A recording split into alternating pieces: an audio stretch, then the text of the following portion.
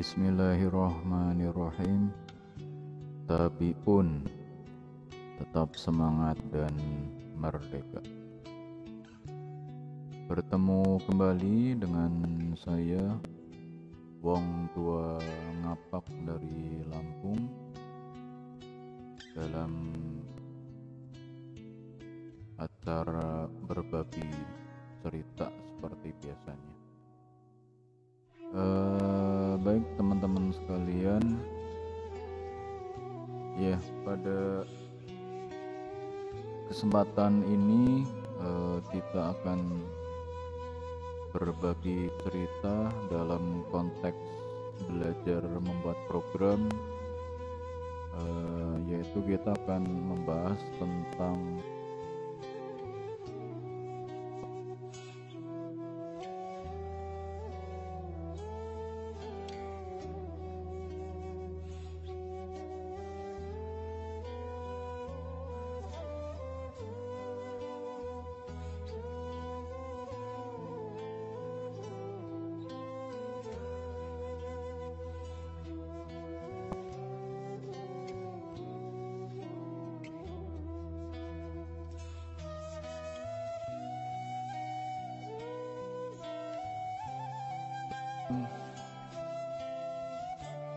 kalau sudah membuat program yang kompleks, ya flowchart ini mungkin tidak digunakan lagi ya, karena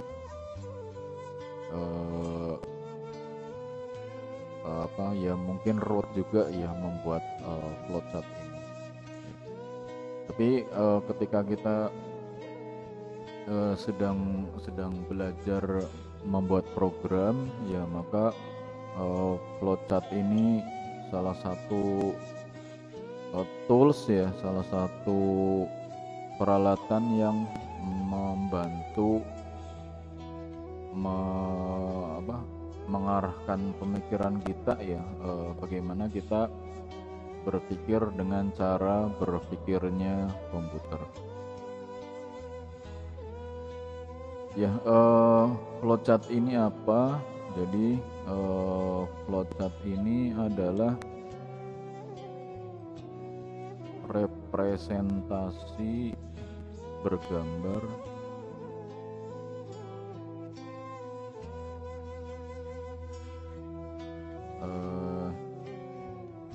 yang menunjukkan urutan proses dalam suatu program. Ya, mungkin kira-kira seperti ini ya. Walaupun ya tentu saja akan ada definisi yang lain ya terkait dengan flowchart ini ya, tapi ya kira-kira intinya sama lah ya, seperti ini ya. Jadi flowchart adalah representasi bergambar yang menunjukkan urutan proses dalam suatu program ya. Karena proses-prosesnya ini nanti digambarkan dalam suatu simbol flowchart ya, dan itu menunjukkan urutan proses yang terjadi. Nah, kalau saya katakan tadi bahwa dengan flowchart ini ya, jadi ini akan membantu ya, membantu membingkai pola pikiran kita ya sebagai seorang manusia gitu ya. Ini supaya kita berpikir dengan cara berpikirnya komputer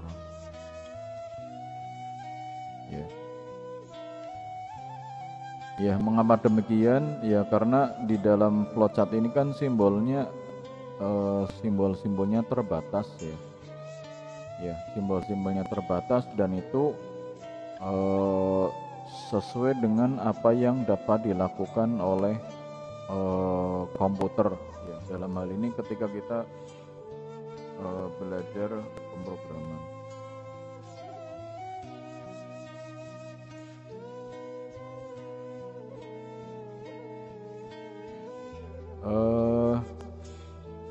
Nah, kemudian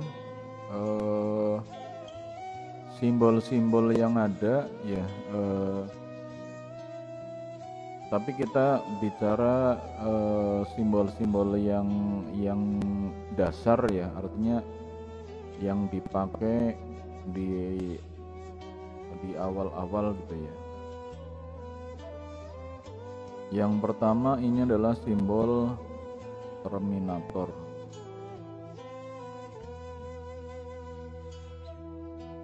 Kalau kita dalam kehidupan sehari-hari kan kita mengenal ada namanya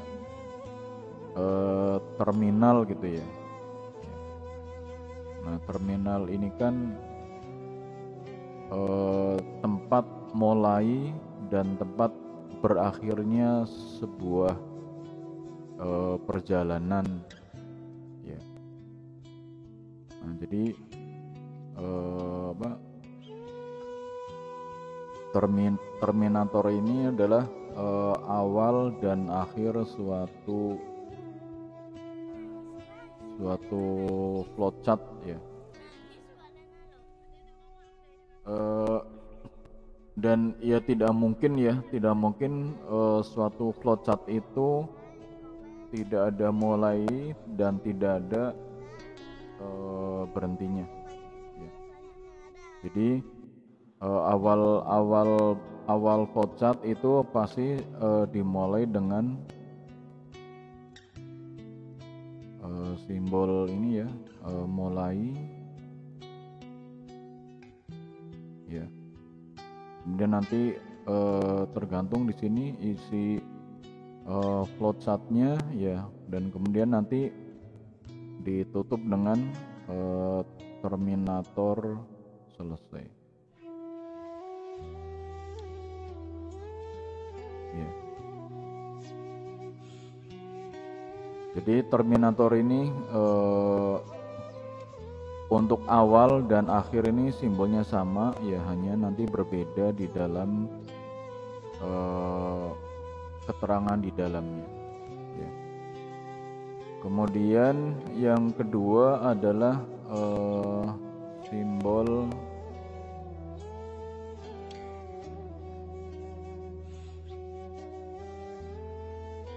input atau output.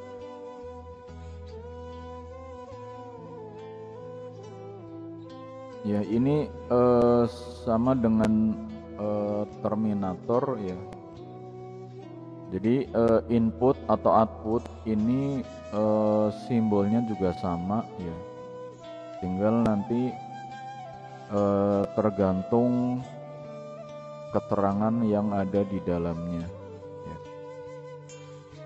Kalau misalkan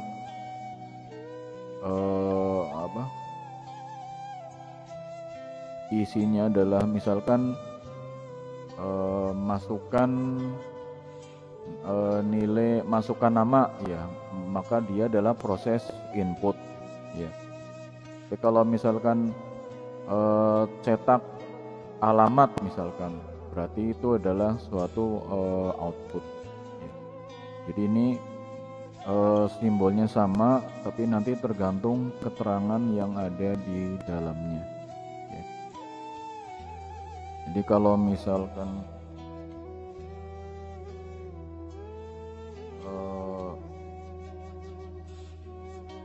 seperti ini ya, jadi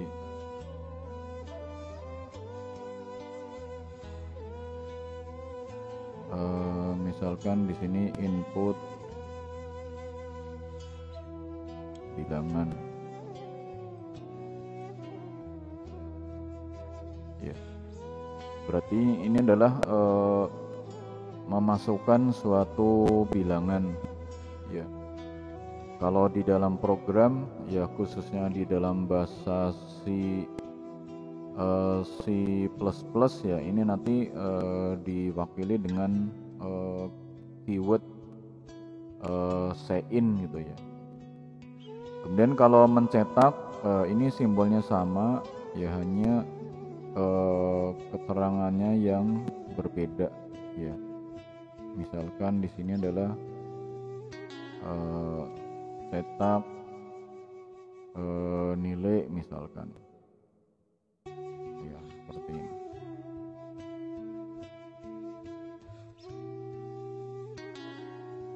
Ya, kemudian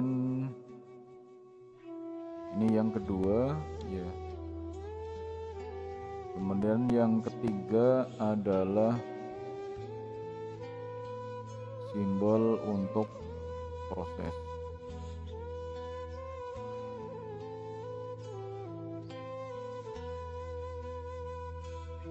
Ya, untuk proses ini simbolnya adalah segi 4, ya.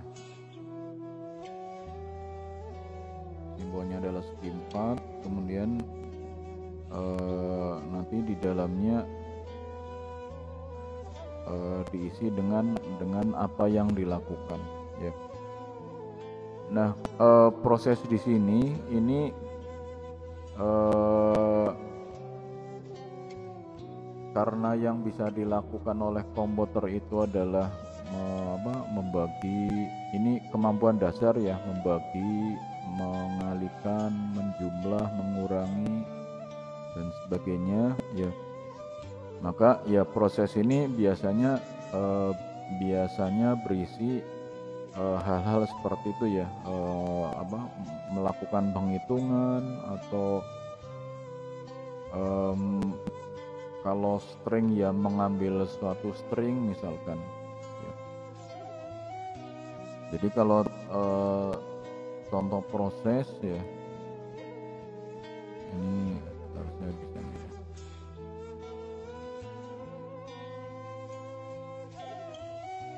Apakah saya bisa menulis di dalamnya?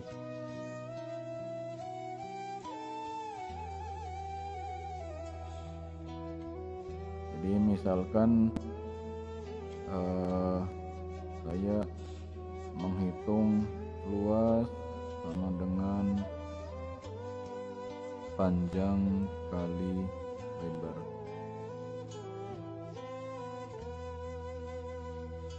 Nah, karena ini satu proses, ya maka disimbolkan dengan segi 4. Ya. Ini ya nanti tergantung masalah yang ada di dalam program, ya.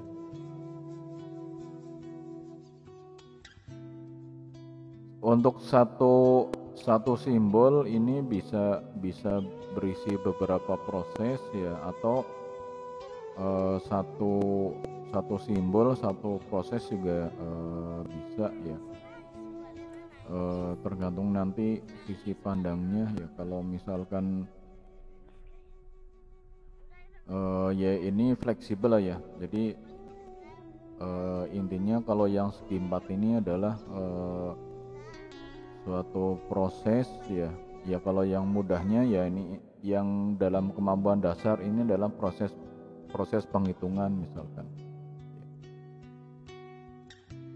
Kemudian simbol yang berikutnya adalah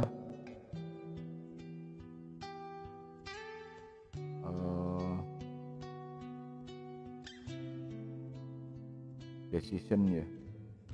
Ini bahasanya campuran.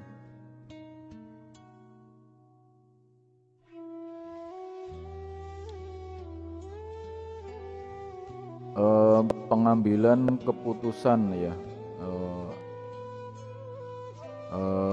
pengambilan keputusan, tapi ada juga mungkin yang mengatakan pencabangan gitu ya. Ya sekira dua-duanya dapat diterima gitu ya. Kalau kenapa sih disebut decision ya, mengambil keputusan ya, karena ini di sini ini akan melakukan sesuatu tergantung ya. Jadi kalau begini maka akan melakukan ini, kalau begini maka akan melakukan ini gitu ya. Makanya ini ya semacam mengambil keputusan ya. Kemudian kalau dibilang ini adalah pencabangan ya karena memang prosesnya ini nanti akan bercabang gitu ya. Ya. Jadi misalkan seperti ini ya. Ya, ya maka proses ini ya ini nanti bisa berjalan ke sebelah kanan ya, bisa juga jalan ke sebelah kiri ya. Makanya ini yang disebut dengan pencabangan ya, karena prosesnya ini berpisah. Nah kemudian kalau menurut saya maka bentuk decision ini ya ini nanti harus bertemu kembali di dalam satu titik ya. Jadi kalau saya kurang sepakat ya, misalkan kalau tapi ini bentuk if ya, bukan bentuk yang lain ya. Jadi misalkan ada bentuk seperti ini, yang ini ke sini misalkan, kemudian yang satu kemana gitu ya, dan tidak pernah bertemu ya. Nah kalau ini kan yang satu ke kanan ya, yang satu ke kiri, kemudian bertemu lagi di sini. Dan ini biasanya juga dikasih keterangan ya, misalkan ini kalau iya, yang ini kalau tidak. Ya. Nah yang di dalam ini adalah suatu perbandingan ya. Jadi misalkan di sini isinya adalah A sama dengan B ya. Jika A sama dengan B, kalau ya maka dia akan mengerjakan yang di sebelah kanan ya. Kalau A tidak sama dengan B, maka akan mengerjakan yang di sebelah kiri ini. Ini decision ya. Kemudian ya yang kelima ini adalah simbol panah ya. Ya, simbol panah ini digunakan supaya kita bisa tahu proses ini berjalan kemana ya. Tidak dapat diasumsikan bahwa proses ini selalu dari atas ke bawah misalkan ya. Ya, karena nanti kalau kita bicara looping misalkan ya, maka proses yang dari bawah ini bisa ke atas ya, seperti ini misalkan ya. Jadi makanya ini harus dikasih panah ini ke atas atau ke bawah ya. Jadi ini simbol panah. Kemudian ada simbol yang lain, simbol koneksi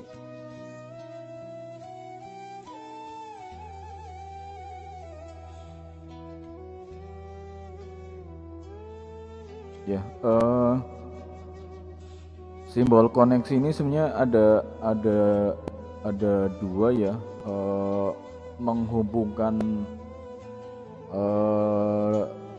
dalam satu halaman dan menghubungkan dalam halaman yang berbeda ya. Jadi kalau misalkan ini satu kertas ini ya. Ya. Misalkan di sini ada sesuatu misalkan, kemudian ini ke A misalkan ya. Nah di sini ada berarti ada A gitu ya, dan sebagainya ya. Jadi kalau misalkan tidak pakai A seperti ini, berarti kan kita harus membuat garis ya. Dimana mungkin kalau membuat garis ini jadi flowchartnya jadi banyak gambar gitu ya. Ya.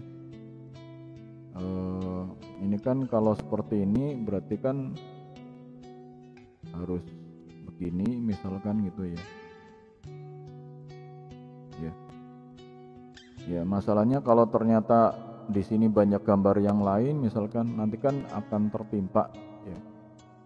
Nah, jadi bisa dengan simbol lingkaran seperti ini. Ya, koneksi ini simbolnya adalah lingkaran. Ya. Nah, itu salah satu fungsi. Ya. Nah, kemudian kalau menurut saya ini ada fungsi yang lain ya. Jadi kalau misalkan kita punya looping ya.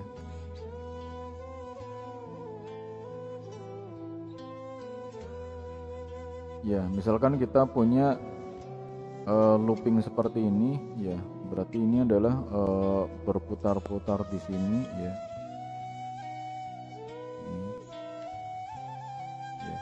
Nanti ini balik lagi dan seterusnya gitu ya, balik lagi ya. Nah, jadi untuk membatasi looping ini, maka kalau menurut saya ini digunakan simbol koneksi ini ya. Nah, kemudian kalau sudah selesai, maka proses akan meneruskan ke bawah seperti ini ya. Nah, jadi batasan looping ini disimbolkan dengan simbol koneksi ini ya. Dan ya ini tapi ini versi zaman saya dulu ya. Jadi kalau misalkan di sini ada variabel i misalkan ya, variabel i, maka ini di dalam lingkarannya ini juga i ya.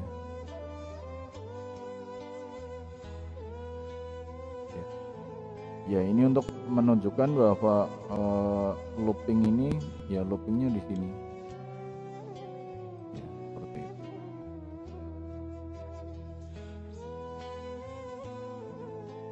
Ya,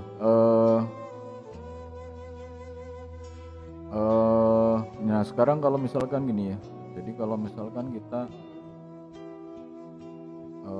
kalau kita punya dua looping ya.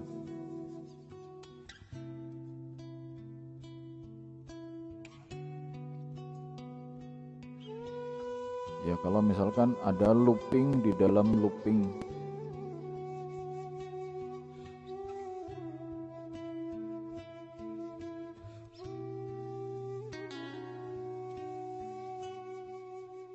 Ya, nggak apa-apa. Ini ya, jadi ini misalkan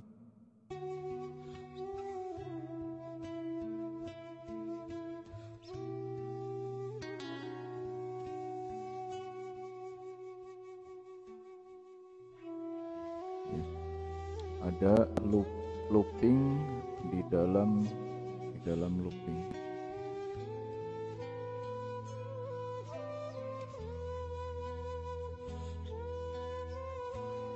Ya. Jadi kalau ini misalkan i ya, maka ini adalah yang i. Misalkan ini adalah d, maka ini juga yang d. Ya. Ya kan tidak mungkin juga kalau loopingnya misalkan ini dengan ini dengan ini ya. Ya, tapi untuk lebih menegaskan ya, maka ini adalah ini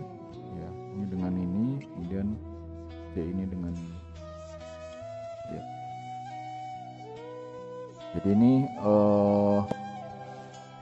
koneksi ya. Nah, kemudian ada ada lagi koneksi yang bentuknya seperti ini ya.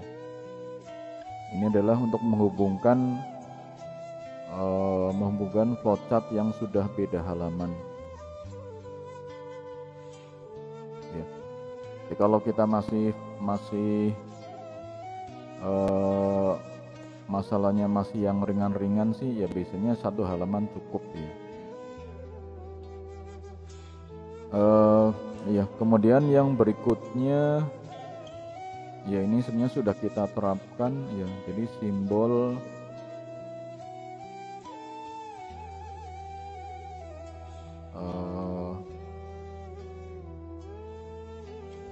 apa ya, inisialisasi ya, atau preparasi kali,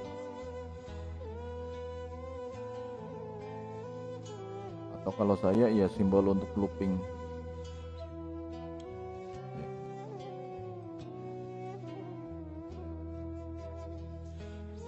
ya. Jadi kalau kita mau membuat satu looping, maka disimbolkan dengan bentuk ini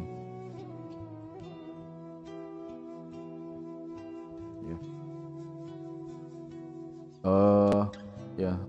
Kadang-kadang bentuk ini juga digunakan untuk inisialisasi ya. Jadi kalau kita membuat looping ini, di looping itu perulangan ya, bentuknya seperti ini ya. Ini beberapa simbol flowchart dasar ya, yang akan digunakan ya ketika kita membuat program ya. Nah, sekali lagi, apa sih pentingnya flowchart ini ya? Jadi flowchart ini ya penting untuk membingkai pikiran kita sebagai manusia ini ya, supaya nanti pikirannya tuh nggak kemana-mana gitu ya. Jadi harus dibingkai dengan pemikiran yang, karena kita mau membuat program ya, di mana program itu nanti akan dikerjakan oleh komputer ya, maka pemikiran manusia ini harus disesuaikan ya. Nah, dengan flowchart ini pemikiran kita jadi dibatasi sesuai dengan apa yang dapat disimbolkan di dalam flowchart ya. Nah, kemudian ya mungkin nanti kalau di dalam pertanyaan-pertanyaan ya, misalkan pertanyaan ya, simbol yang selalu ada di dalam flowchart ya, simbol yang selalu ada di dalam flowchart misalkan ya.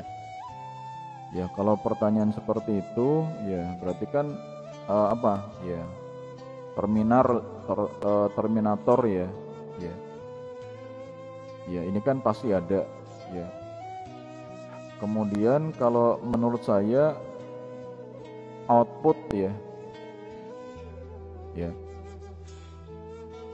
Kalau input sih belum tentu ya, karena input itu misalkan datanya tidak diinput ya, tapi langsung ditulis di dalam program. Tapi kalau output ya ada ya. Nah, kenapa output ini ada ya? Ya kan tidak mungkin kita membuat suatu proses kemudian tidak ditampilkan hasilnya. Ya, jadi ini kan hasil. Ya. Sudah capek-capek menghitung ya, kalau tidak ditampilkan hasilnya untuk apa gitu. Ya. Kemudian misalkan lagi pertanyaan Ya, misalkan eh, simbol flowchart yang dari simbol itu eh, dapat keluar dua panah misalkan. Ya, keluar dua panah ya, bukan bukan ada dua panah ya. Ya. Kalau ada dua panah kan yang satu masuk yang satu keluar itu kan berarti kan ada dua panah ya. Ya. Jadi kalau misalkan seperti ini ya.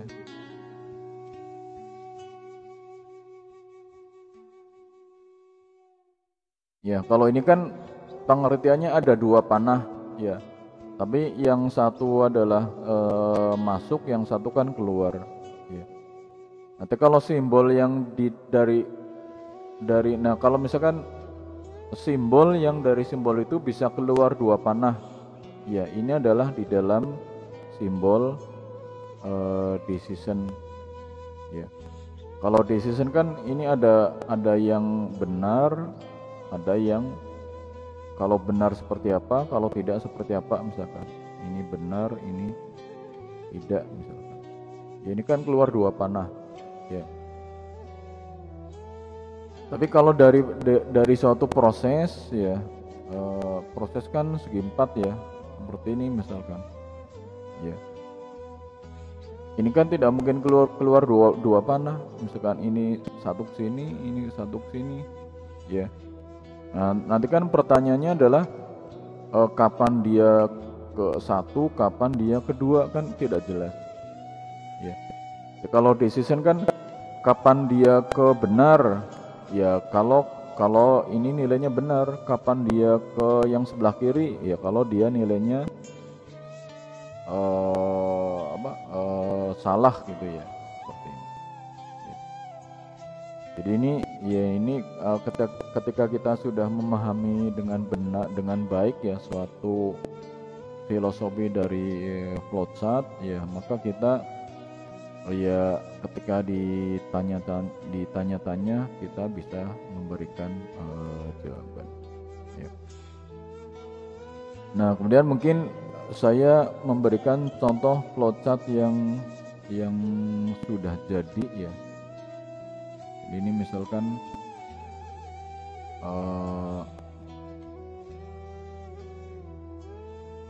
ya, tapi kita sih tidak membahas ya, hanya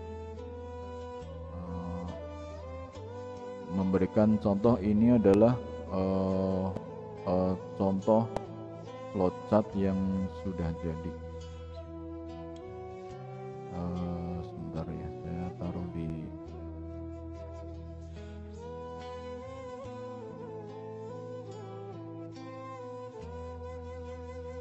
saya naruhnya di sebelah mana ya.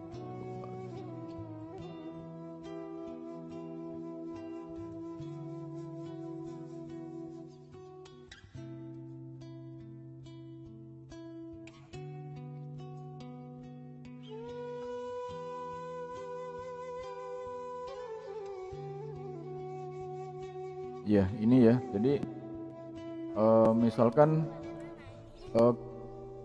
kita akan mencari bilangan terbesar dari sekumpulan bilangan.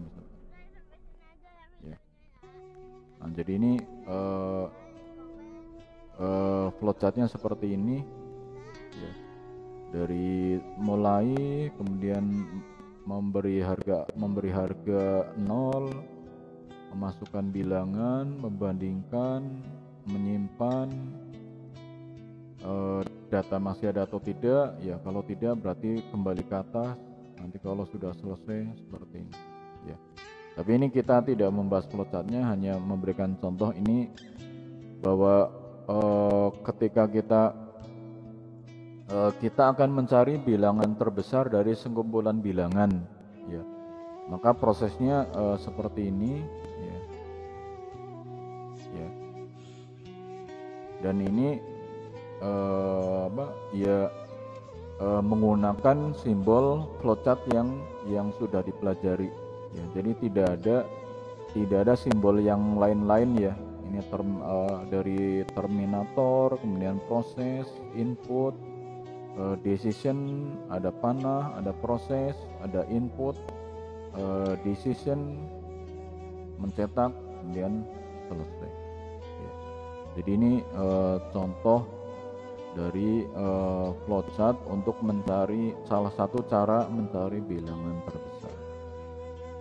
Ya, demikian bahasan tentang pengantar simbol pengantar tentang flowchart ya, bagaimana memperkenalkan simbol-simbol flowchart yang dari flowchart ini nanti akan diterjemahkan ke dalam program.